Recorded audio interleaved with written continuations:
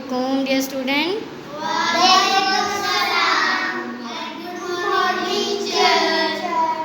How are you? अच्छा बच्चों, आज के दिन हमारी कौन सी एक्टिविटी है? गुड। तो स्टार्ट करें हम अपनी एक्टिविटी।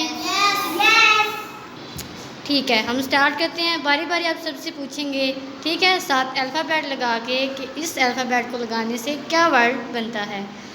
फर्स्ट पे यशवा, आप इस एट के साथ एफ को लगाएं और बताएं कि ये क्या वर्ड बन गए।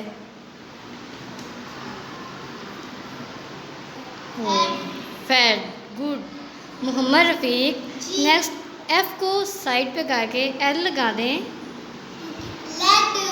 वाओ, क्या वर्ड बन गए? गुड।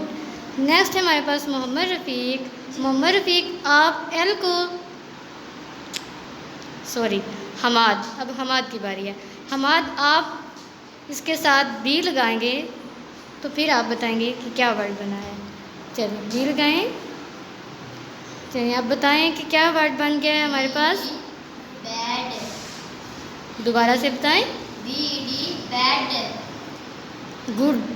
नेक्स्ट उम्मे फरवा, नेक्स्ट वर्ड हमारे पास क्या है? आर।